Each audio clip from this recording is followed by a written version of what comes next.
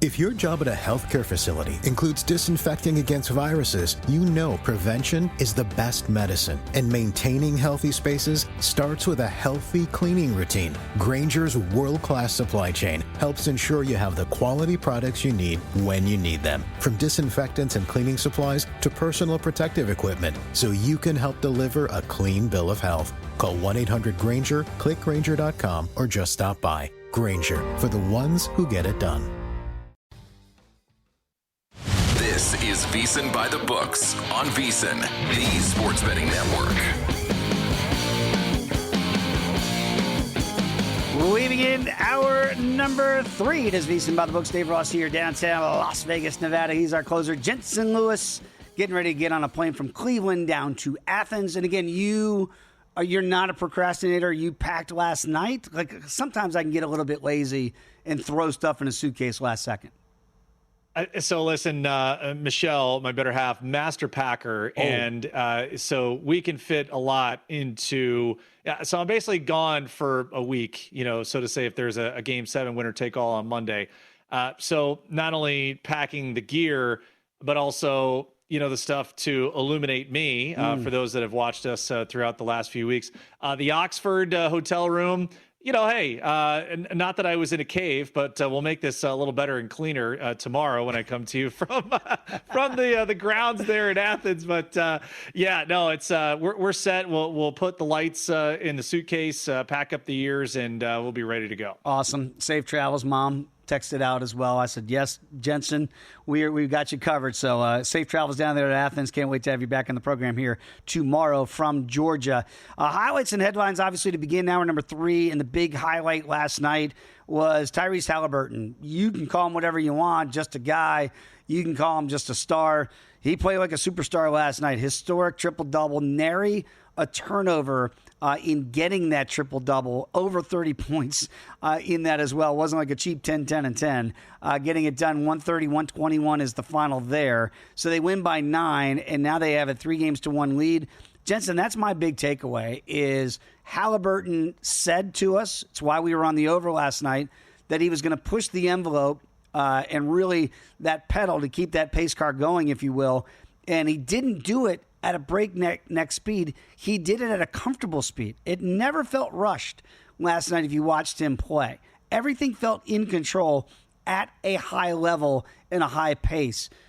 Good luck Knicks getting back in this thing, because he plays like that, they're not losing. And I think there's an opportunity for it to happen, but the foul trouble issues and forcing Tom Thibodeau into something that he didn't do with regularity in the regular season, I think is proving to be a bit more, shall we say, challenging. So as I look kind of ahead here to where some of the numbers are talking about, I mean, if you think this is over, then hop on don't even worry about the spread. Just hop on the Pacers money line. I think you plus $1.70. Yep.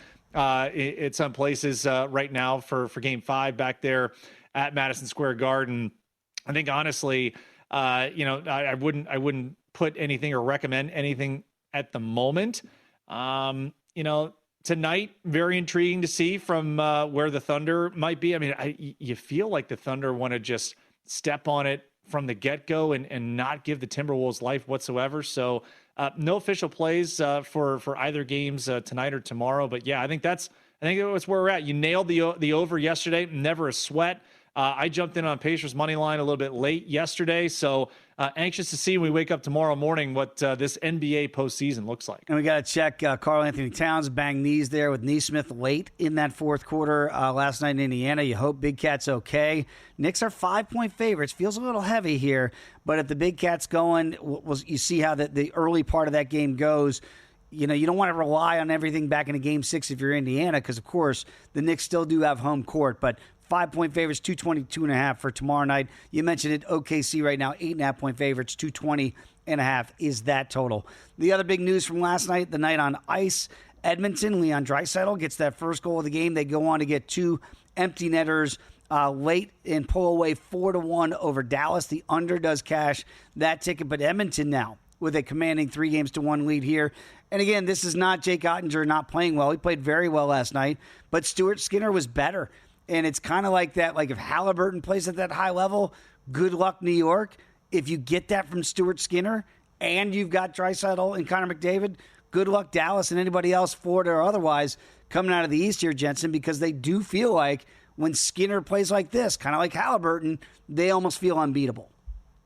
Among the great nuggets from Jonathan Davis so far to us this morning, a couple to repeat here. Number one, all of Dallas' losses this playoffs, not this series, Dave, the entirety of their playoff run have been by 3 goals or more. I mean, that is just a stark number that it's hard to wrap your head around. And the other one is the Stars have no goals in the first period. So if you're leaning this thing, from the Edmonton side, you might as well jump on them either in the money line or maybe you'll get plus half a goal in the first period. And you might have 2 shots, 2 bites at the apple here. I mean, that's remarkable to me, Dave. They only have the Stars 7 goals in the first period in home games, period. And 0 on the road. That is stunning. Yeah. 0 first period goals in the entirety of the Stanley Cup playoffs so far here for Dallas. So, that doesn't bode well if there is a game 6. And go back to game 1 of this series. They're down 3-1 going to the third. And then they get power play goal, and they flip that script and get that win in game 1. Past that, this has been all Edmonton to take this 3-1 lead. So now Dallas is plus 650. We talked about it here, Jensen, earlier in the program. Again, if you miss any of the program, wherever you download your podcast, become a VSiN Pro subscriber. You can listen to any hours you might have missed of the show. But I'll say this, if you want to hop on Jake Ottinger now at 50-1, if you think Dallas is still live with 2 potential home games, obviously game 5 coming up tomorrow night, where they are right now a $1.25 betting favorite, and then potentially game 7, they got to solve the riddle that is Edmonton in game 6 north of the border. Carolina, by the way, trying to keep their series alive tonight. They are dogs, plus $1.05 here against Florida. Florida is banged up here in that total, sitting at 5.5, juice to the under, minus $1.30. And again, it has been done before in the NHL. Never been done in the NBA, coming back from 2003, but it has been done in the NHL. That's what Carolina would be attempting to do. Let's get to it. A very simple question, maybe not an easy answer. Is this news or noise? Is it news? Corleone is a man who insists on hearing bad news immediately. Or just noise? Are you going to act like this is news? Just noise. This is noise. Let's separate the impactful from the insignificant with one simple question. News or noise? Obviously, we're getting ready in the golf world for Jack's Place there at the Memorial this week. Scotty Scheffler, the betting favorite, as you can imagine, to win that. There will be no live golfers in the field, of course, since they play on a different tour. Now, a report came out of Golf Week that explains that LIV has informed their players that any future contract renewals will not include the huge upfront sums of money they received initially to go on to that tour and leave the PGA Tour. Dustin Johnson, his contract expires at the end of the year. Brooks Koepka, Bryson DeChambeau, those contracts end next year. Jensen, is this news or noise that maybe those guys could be coming back to the PGA Tour?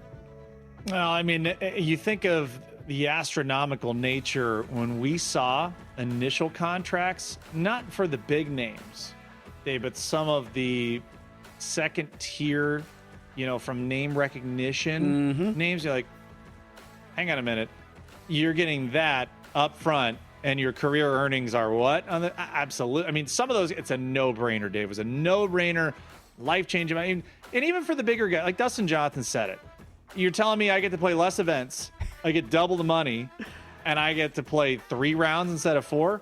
Why wouldn't I do it? I don't blame those guys whatsoever. All that being said, you and I were on this program months ago after the Genesis. Tiger Woods was on the desk, and we kind of got the premonition there from him that this thing is getting closer and closer to having some clarity and some uniformity to it. So I'm hoping that's the case. We say it all the time. We want best of the best against each other. We want that kind of competition for our majors, for our great tournaments. That's all we're asking for. Couldn't agree more. Again, this is like the guys you're mentioning, like the Taylor Gooches of the world, getting Anthony Kim to come out of retirement to play for LIV Golf, these huge sums of money. PIF, remember, they're still helping fund the PGA Tour as well. So it is interesting with that business model of it, that they're saying, hey, when the contracts are up, do not expect those if you sign, And if there is still a live golf, that you're going to get those huge signing bonuses that you got the first time around, that is dried up. And we always wondered, is it a bottomless pit? Is the money infinite? That it could just keep pouring this into this product. And oh, by the way, whether you like the product or don't like the product, that's kind of not the point here. That money has already been spent. And I know that the PGA Tour guys, that's why they've made all these alterations, as we were alluding to earlier in the program, to the PGA Tour because of Live Golf's model, where all the money goes to, obviously, much smaller pool of players there.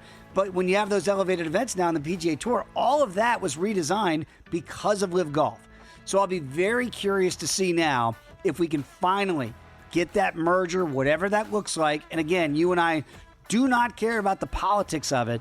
We just want those guys to be eligible, whether that's on the PGA Tour or route, DP World Tour, to get those world ranking points so we get more of the Bryson DeChambeaus against the Rory McIlroys at majors. We got to make sure that these guys are not excluded, because all that hurts is the fan base. That's it. At the end of the day, all you're hurting is the fans if you try to play, this is my sandbox, and you're not allowed inside of it. That's it. So I hope that this is a sign that whatever is coming, that somehow, some way, we're going to get the big boys of golf all back together under one big tent. You can have 14 months of VSiN Pro when you become a VSiN Pro subscriber by using the promo code PRO. That's 2 extra months for free for just $199. So what do you get with that? Email daily from Bill 80. He doesn't sleep. Best bets will be in your inbox when you wake up. Exclusive betting splits. The VSiN Watch app access, so you can check us out wherever you are on the road, like Jensen. He goes down to Athens tomorrow. And the NFL betting guide will be coming out very soon. So all of that for $199. Use the promo code PRO. 2 extra months for free. That's 14 months total at VSiN.com/subscribe. When we come back, our best bets. It's next here on VSiN By The Books.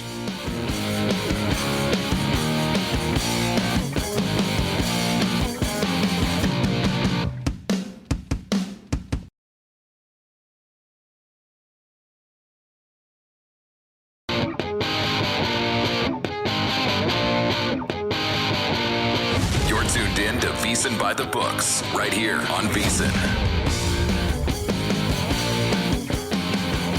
We continue VSiN By The Books here. Dave Ross, Jensen Lewis on this Wednesday edition. Adam Burke's going to join us in the next segment.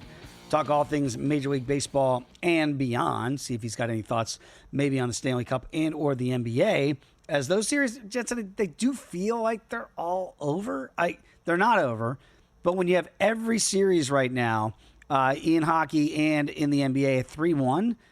If I made you bet right now on one team, pick it, Stanley Cup and or NBA, that's down 3-1, who do you think still has some life left in them? I mean, the easy answer is the Knicks, right? But I think the Pacers at this point have kind of taken their best shots. And I told you yesterday, the longer the series goes, I said the same thing to JVT, the longer the series goes, the more I think it favors the Pacers just from a fatigue standpoint. I guess because of what's happened, the Stars would have to turn the trick pretty well. I don't see Carolina coming back from Florida. They just don't inspire me. If any team was going to do it, I think it's the Stars. Just because they've shown a flair for the dramatic. I don't like any of them, but if you force me to it, I'll take the Stars in 7. I kind of agree with you, and that's exactly where I was going to go. And again, we talked a little bit about it through the program today, kind of workshopping it. If you don't like Rantanen right now, 22-1 to win the Conn Smythe, and if Dallas is the only team that we believe might have some legs left in them, look to Jake Ottinger, 50-1, because again, they would theoretically have Game 7 on home ice in Dallas if they could win 5 and 6. 6, of course, would be north of the border in Edmonton. I kind of feel the same way, that if we're looking for a real long shot, that might be the only playable one that I see out there. Let's get to our best bets. They're brought to us by GBank, the official bank of VSiN. And let's go to the diamond here. I'm going to have Adam Burke join us here in the next segment as well. I mentioned the Reds today. Hunter Green is going to be on the bump here for the Reds. They've won 2 in a row in Kansas City. The Royals kind of hitting the skids a little bit. And Jensen, it's the same thing with the Royals. They can't score, right? It's the same thing that's kind of plagued the Reds a lot in their games, in their losses, a lot of 1-0 losses we've seen with Cincinnati. For that reason, does that get you to an underplay today at 7.5? I think so. And again, just kind of understanding where the inconsistency of the Reds offense has been, couple that with Hunter Green also on the bump. I definitely can see a lower scoring game.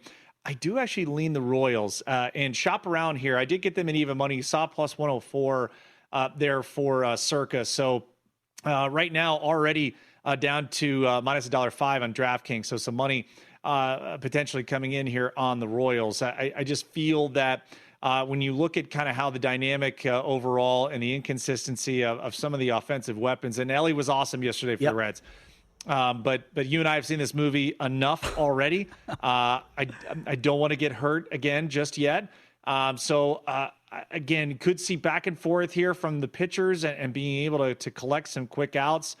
So a tidy game, maybe 2-1 here. Royals are able to eke it out, but do see a lower scoring one. So under 7.5, a play for me too. There does seem to be a force field around the Reds when they get to 500, right? Like, and they have gone over it before, but then they always seem like they immediately fall back down.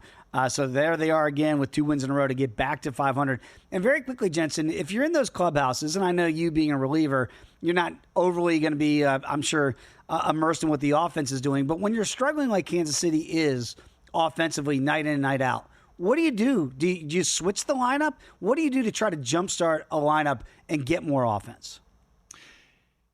Boy, it really depends on the locker room, and it depends on the personalities too, Dave. I mean, there's some guys, especially some veterans, they're like, oh, I don't want to move in the lineup. I want to stay there. And, think about Cincinnati. Like, Tito's pretty good about being able to talk to guys and talk them into, hey, hey, Dave, we're going to try this.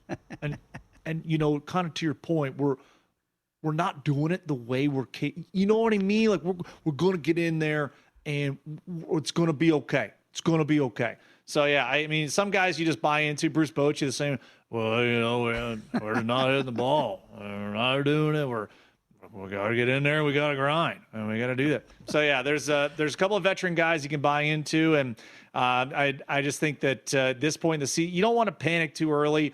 But, yeah, the Reds, God, there's a stretch they're going to get there. It's just not right now, I don't think. Good. Bruce Bochy have played Lou Brown in Major League? Like, because there's some Lou Brown vibes there a little bit, right? I don't know. I got a guy on the other line about some white walls. I'll talk to you later. How about the Rangers and the Blue Jays today down there deep in the heart of Texas? Toronto, we know Texas has been struggling to score runs as well. What do you make of this one today down there in Arlington? All right, so a play against the Blue Jays here. Tyler Mahle's been awesome. You talk about an unsung hero here in the betting markets. It's been Tyler Mahle when he's at home there at Globe Life Park. I think we got Paxton Schultz on the mound here for the Blue Jays. So you talk about inconsistency of offense. Man alive, the Rangers, all the talent in the world, and they have yet to really get going. Today, though, Dave, could be that day. So I'll take them on the run line here. Plus $1.50 there at Circa. Widely available across many markets. So do think that offense backs Tyler Mahle. He has been sensational thus far this year. I think he limits a Blue Jay offense that also has had their struggles at the bottom of the lineup. They've hit much better, though, the last 3 weeks. So maybe we see some fireworks today, but I do think the Rangers get it by 2 or more runs. Something we talked a little bit about in Whiff Wednesday earlier in the program with the Braves coming to Philadelphia against Zach Wheeler today. We know how good Zach is, 3-1 to win the Cy Young. The numbers just moved on my screen here. Money coming in on the Phillies. This is now up to $1.55. Literally seconds ago, that just bumped up from $1.46. So maybe they watched the program, Jensen, or listened to you earlier, but this would be a play on Wheeler today. You like him today against the Braves?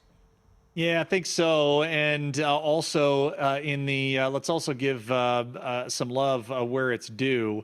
I know that we love Joe Sorallo on cashing out. He does this with regularity on about the no bat in the bottom of the ninth. Also, Mike Samich. Dr. Nish Gandhi, always a great friend of our program, chiming in, said that he tailed the Somo bomb, of course, and Dustin Sweetelson all over the summer last year for it. So all in the family here, boys. We appreciate it. Whether it's a Joe Sorallo special, a Somo bomb, it's going to be a by the books play. It's plain and simple. Let's back Wheeler and the boys at home to not bat in the bottom of the ninth. Minus $1.10 at DraftKings. when I got it there. So check around, shop around for your best possible price. And one other similar vein is going to be Freddie Peralta, the big right-hander in Milwaukee. You like him today. And, again, maybe don't need to bat in the bottom of the ninth. Phenomenal numbers. And, again, for people just joining us, 5-day game starts for Freddie Peralta already this year. .84 ERA in those contests. And even better, we get to parlay this with it being at home. And he has been nearly untouchable there at their home ballpark. 4 home starts, .75 ERA, Dave. So, yes, Brewers not bat in the bottom of the ninth, also minus $1.10. Freddie Peralta to record a win. We don't usually go to these markets, Dave, because it's so offensively dependent, and you got to hope that your bullpen holds the lead for you when you exit. But plus $1.65. Let's take a shot at it, Freddie Peralta, to get a dub next to his name today. Not sure if you've heard, but Caitlin Clark's not going to be available for a couple weeks in the WNBA for the Indiana Fever. Does that get you to a play today against the Sticks from D.C.?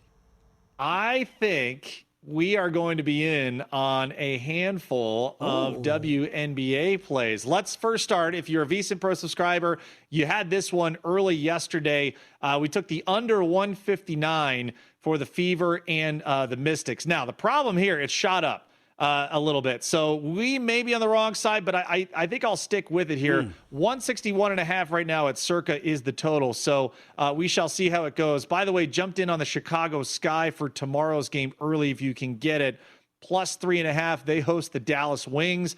So again, we will get the Fever, if you will, for some WNBA handicapping into the summer months. We've got a pretty cool event going on right now. It's a $500 trifecta from us here at VSiN, First Bet, and GBank.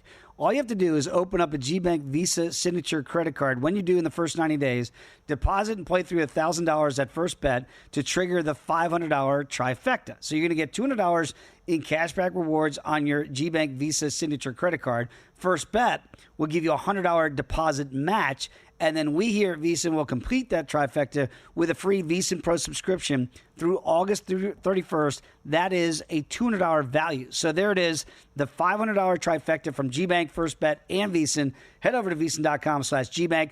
That's VSIN.com/GBank. This is a one-time promotion. It is limited to customers opening up a new account in response to this very offer. It will not apply to requests to convert existing accounts. Apply today. Terms and conditions do apply. Okay, we have a lot to get to here, Jensen, before you get on the Big Bird down there to Athens. So Adam Burke's going to join us next, and then Wes Reynolds is going to join us to break down everything at the Memorial. Do you think Wes, though, secretly is just basking in the glow of what's going on with the Indiana Pacers? Right? Do you think he's of sound mind today, or do you think he's just like 3-1, we're going to the finals, baby? I'm interested in his thoughts on Pat McAfee and Pat McAfee calling out to Spike Lee, Ben Stiller. By the way, Ben Stiller, so soft for saying, that wouldn't happen in New York. Beat it, you clown. This is sports. I can't wait to get Wes's take as well. What happened to you, Ben Stiller? Be tougher in Middle America. You can handle it, Ben. When we come back, Adam Burke's going to join the program. We're talking all things Major League Baseball next.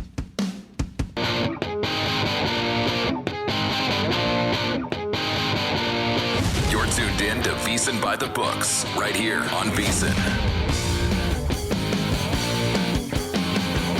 We continue VSiN By The Books. Dave Ross, Jensen Lewis here on a Wednesday. Always love catching up with Burke. Adam Burke joins us now on the Progressive Guest Line. You can give him a follow here, our managing editor at Skating Tripods. Adam, there's never any time for you guys to take a little time off, a little R&R, and kind of gear up for football season. We've been plugging it all day with the NFL betting guide that's going to be released here pretty soon. But there's also some other focuses going on here, and it's not just daily baseball and beyond. You mentioned maybe some college baseball, and I know Jensen's going to take an interest in that as well. What do you have coming out for us for VSiN Pro subscribers?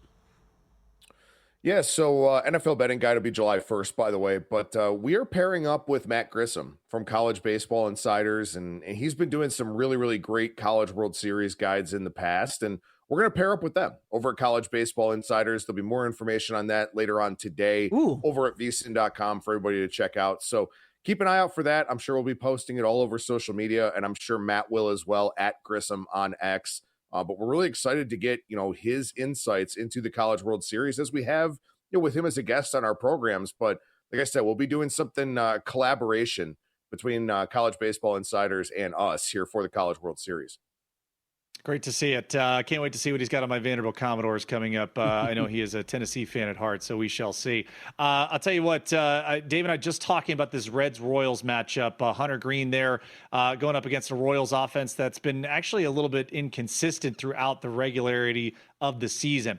I jumped on the Royals at even money here, Berkey, and also the under, but you got some unders you're looking at potentially with Hunter Green tonight.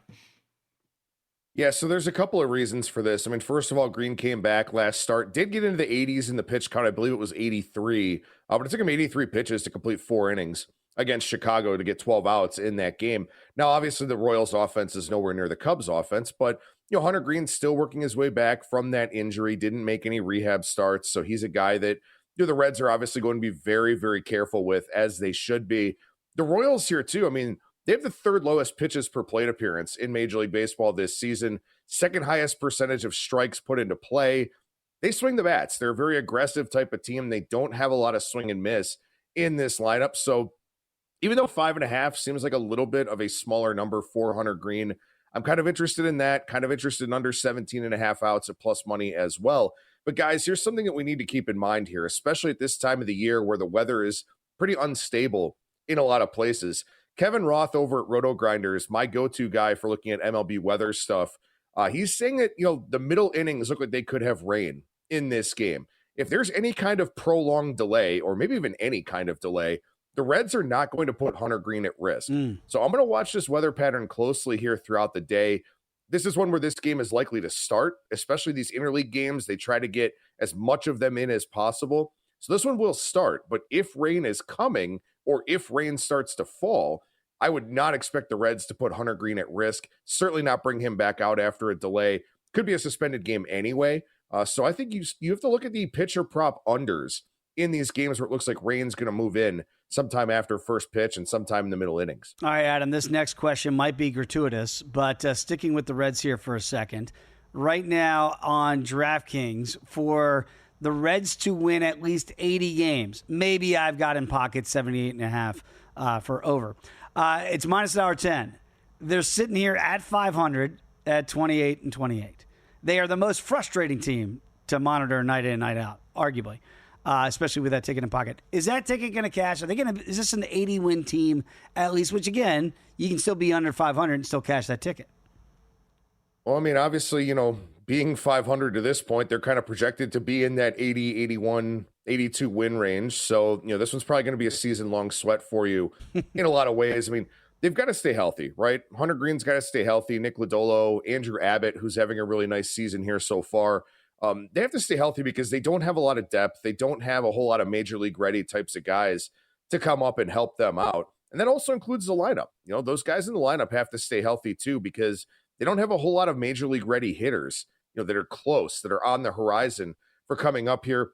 They will get healthier as the season goes along. Christian Encarnacion Strand, Heimer Candelario, these are guys that should come back here at some point. Noelvi Marte should come back pretty soon as well. So, that there is that, right? The lineup might get a little bit stronger, but I think the tough thing here is the Cardinals seem to have more staying power than I thought they would.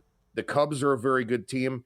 And I still think at some point the Brewers go on a little bit of a heater. So, for the Reds here, I think their division games the rest of the way, except for maybe the games against Pittsburgh, are going to be tricky for them. So I don't know, man. I don't know what's going to happen with that one, but I do think it'll be a season-long sweat. Yeah, well said. And let's stay in the Central quickly, because I know you're targeting not only the Cubs game, but also the starter there for Colorado. Initially, Berkey, this morning, I told Dave I'd probably jump on the over. We got clipped by a half run last night with the Cubs walking off 4-3. We had the over 7.5. I was going to jump on the 8. I'm going to stay off it today, but the starter, Tanner Gordon there for the Rockies, what do you have on him? Yeah, I mean, temps in the 50s today, wind blowing in a little bit. We know that Wrigley Field is impacted the most of any ballpark by weather. So it's tricky to play totals there, whether you're looking at the over or the under. But there is something I do like in this game, and it's Tanner Gordon over 1.5 walks. This is plus 120 with a Cubs team that's 5th in Major League Baseball in walk rate, 10th against right-handed pitching, but 2nd in walk rate at home in their games at Wrigley Field. And for Gordon here, I think this is really important to point out, and this is something you could probably speak to better than I could, Jensen. The Pacific Coast League is brutal. It is a brutal pitching environment for a lot of guys, but there's a lot of ballparks that are at elevation. So, you can kind of control the baseball maybe a little bit better because it's not going to move as much. So you have a pretty good idea of where things are going to go. Gordon's first 2 MLB starts have both been at home at Coors Field. Now he goes on the road to Wrigley Field, can be a tough place to pitch, maybe a bit of a tough place to get grip at times as well. And of course, the Cubs are a very patient lineup. And Gordon is a guy that in his last start against the Yankees got very little chase. And the Yankees are a pretty aggressive lineup. So I like Tanner Gordon over 1.5 walks here, where he may not go too far over this. He may have 2 walks, which he did in each of his last 4 AAA starts and in his last start against New York. But I think this number is too low, especially at plus money. Seattle got their 30th win of the season last night over the Nationals in an easy victory. Maybe a little bit more difficult today for the M's against the Nationals? Yeah, so I'm trying to find good spots to play on Trevor Williams. I realize that he's kind of a betting market punching bag and has been for a long time, but this season for him, 6.39 ERA, 3.77 expected ERA, 4.28 FIP. When you look at him, it's just a thing where he's gotten pretty unlucky. Batting average on balls in play, 346. Left on base percentage, just 62.1%.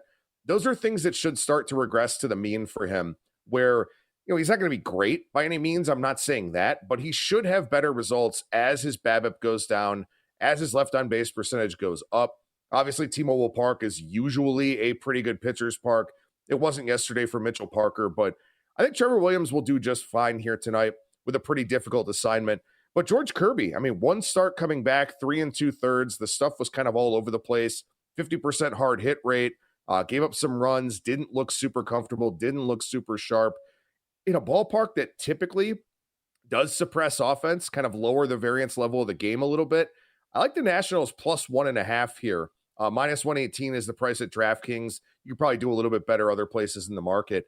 But I think the Nationals will be able to keep this one close, where Kirby's still trying to figure things out, and Williams is a guy that has major positive regression signs in his profile. Great stuff, Burke. Last one from me, and we talked a little earlier in this week, Eyes on the Side. I read an article on ESPN about some of the voters, some of the writers, and intriguing to see that they have Chris Bubich as one of their favorites there. He's 30-1 on DraftKings. Jesus Luzardo's had an amazing year as a rotation mate for Zach Wheeler. He's 15-1. If you had to add a ticket in pocket, would you want Luzardo at 15-1, or would you want Bubich at 30-1? I guess, wow. It's a brutal question because both of these guys have pretty extensive injury histories, Yeah. But I guess I would say Bubich just because, the Royals have proven that they can do really well keeping guys healthy. I guess the Phillies have too, but I'm getting double the price with the injury gamble on Bubich. So I guess I would look at that, but as long as Tarek Skubal stays healthy, it's his award to lose. Yeah. I've got one more for you, Adam, and I'm just always curious now. I'm looking at this. Every division is now odds on, with Seattle going to a $1.05 betting favorite to win the West. Is that because the fan base, or at least in the gambling community, that we formulated our opinion on these teams, that we believe these 6 teams are clearly the best of their divisions, even though it's only late May? Yeah, I think that's part of it, and also, it's tough to make up ground this season. There are a lot of teams, except for the Rockies and the White Sox for the most part, that are pretty competent. So, it's tough to win games and make up ground here in these divisions. I will say, guys, I know they're 9.5 back now. I know they lost yesterday. I still think Atlanta at 10-1 is worthy of some interest here. Come on. Yes. I really, truly do. They just keep sputtering out every time we expect them to go. They just stall out again. June 9th is when the schedule lightens up. That's the time to take them. Ooh, maybe a most wins in June bet. We'll talk about that tomorrow. Adam, we appreciate it, man. Thanks for hopping on the Progressive Guest Line as always. Have a good one, guys. There he is. Give him a follow on X at Skating Tripods. Catching up with Wes Reynolds next here, VSiN By The Books.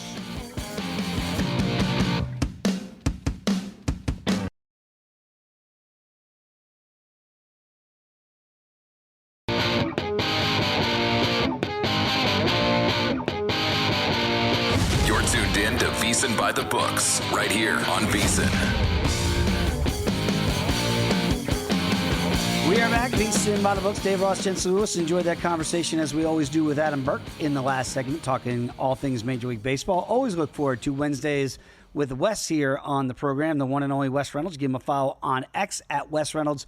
And the number one joins us here in the Progressive Guest Line. And I was asked here, Wes, on X, hey, D-Ross Sports, who's coming on today to pick PGA bets for the Memorial? I made bank on Ben Griffin last week, and I said, hey, it's Wes Reynolds. It's the Long Shots crew with Kelly Bidwin and Matt Brown. Always great to have you back on, my friend. Before we get to the Memorial, how jacked up are you that your Pacers are one win away from the NBA Finals?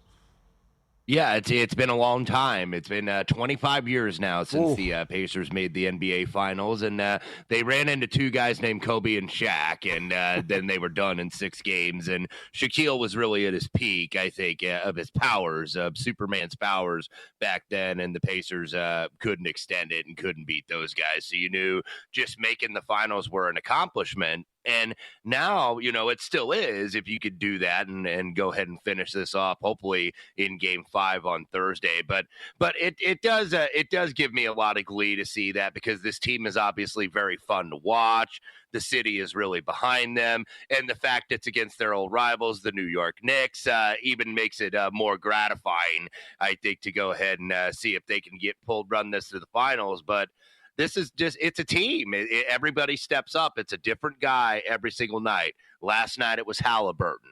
A couple games ago it was Siakam. A couple games ago it was Aaron Nesmith. It's a different guy every single night, and it's guys off the bench. I did not think we would see Tony Bradley, Ben Shepherd, and some of these guys playing like really key minutes for this team. So very excited. Would like to go ahead and do what Pat McAfee said on the promo last night. Let's send these sons of guns home. And Ben Stiller and Timothy Chalamet, I don't think like being called out. That would never happen in New York, of course, is what they were saying, because they're so highfalutin up there in New York City.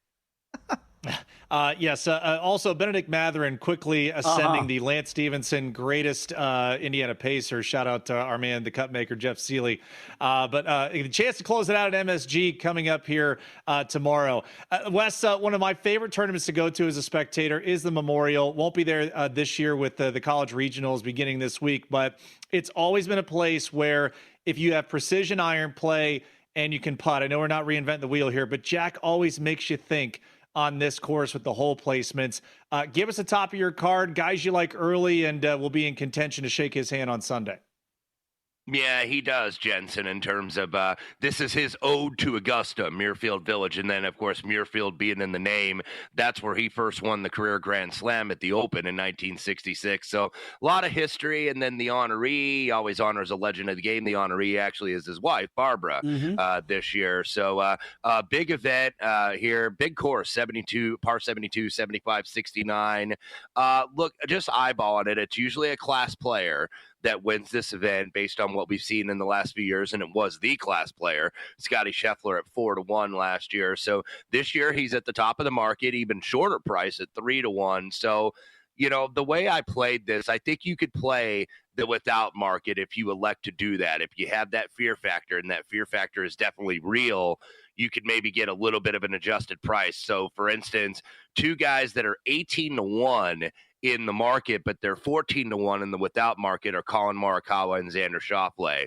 Morikawa actually has a win on this course, but that was back in 2020 at that Workday Championship where they ran it during the COVID year, and they had back-to-back events at Muirfield Village. Two top fives this year, but they were really early in the season, so he hasn't been in the best form, but he's a really good second shot player. And every Jack Nicklaus design, probably known to man, is more of a second shot, like an approach golf course, because the fairways are fairly forgiving and wide off the tee, and then they kind of narrow into very small greens. And I think that's right in Colin Morikawa's wheelhouse. Second in driving accuracy, so he's going to be able to stay in trouble or out of trouble off the tee here, because this is 4-inch thick rough. So keep that in mind. So you do get penalized if you miss these fairways. And then Xander Schauffele, also the same price. Xander has not really contended this year because he was out with that rib injury for 2 months, but this just seems like things are starting to come around. He was third off the tee 2 weeks ago at the PGA, ninth on the tour for approach for the season. So ball striking is really coming around. So those were 2 I played. And then Victor Hovland, a former winner who we hit on here a couple years ago, 35-1 and then 28-1 in the without market. 8th on approach on the tour. We know the short game is usually a challenge for him, but it's better when he chips out of the thick rough instead of from the tight lies, where he really seems to struggle around the green. And strokes gained around the green, scrambling, whatever stat you want to look at, I think is the most important this week. You know, I'm a little bit surprised because one guy, obviously Scotty, wherever he tees it up, every golf course seems to suit his eye. It doesn't matter. It's why he's the best player in the world. I thought we were going to be able to say the same thing about the big Swede, Ludwig Åberg, and yet this year it has not translated. He's drifted down to 25-1. What's going on with Ludwig? Any cause for concern, or just these are the bumps and the trials and tribulations of playing week in, week out on the PGA Tour? Probably the latter, Dave. He just his approach numbers have not been very good, and just not hitting the irons very well. I thought maybe he was going to come around a couple weeks ago, but he really hasn't. Like, would it shock me to see him play well here? No, not really. He was top 5 here last year, but just not in the best of form. But sometimes it takes one tournament to reverse that course, and maybe this could be it, but not for me. I felt at 25, he should be priced in like the 30s to me. I think, just based on how he has played. I know they don't want to go too high, because obviously if you see a player of that caliber, 40-1 or something like that above that, then people are going to bet it. So Ludwig not on the card this week. Wes, we've always seen some familiarity factor here, and I know why you have Victor Hovland here a couple of years ago getting the win there, and in very impressive fashion. Back into your card here, a couple of guys that I played in some golf pools I'm in this week, and Tony Finau, Matt Fitzpatrick. Also another guy with a lot of familiarity there in Jason Day. Your thoughts on those guys and why they made it for you?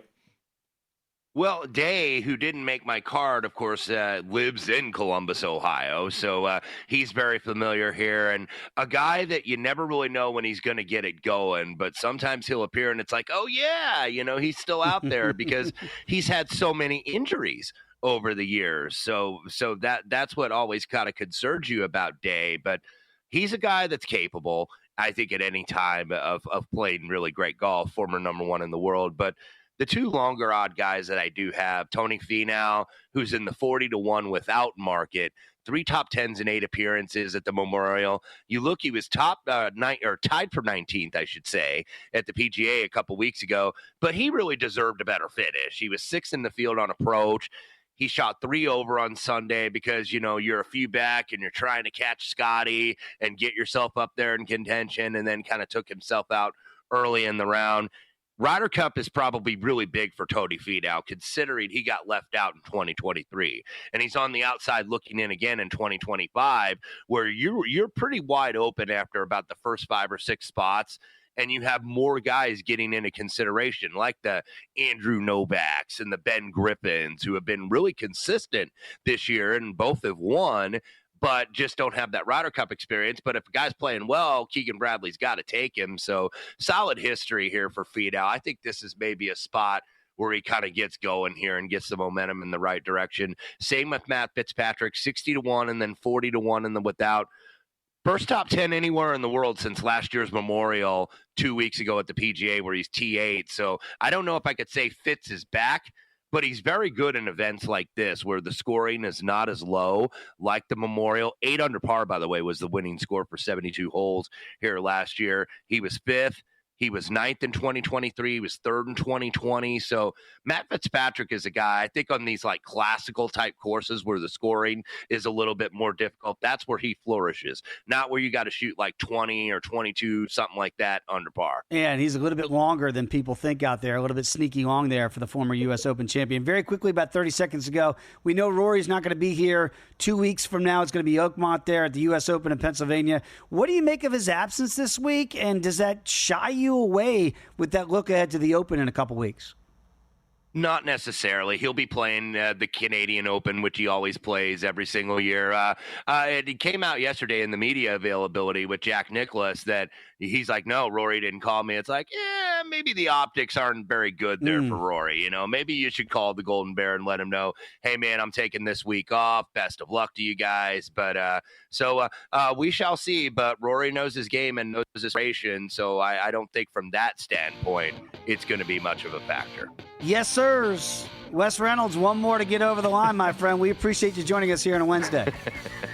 Thank you, fellas. Appreciate it. There he is. Give him a follow on X at Wes Reynolds 1. A lot to get to. Jensen, safe travels, my friend. We'll catch up with you tomorrow from Athens, Georgia. Don't go anywhere. Numbers game. Gil Alexander, Kelly Bidlin coming up next.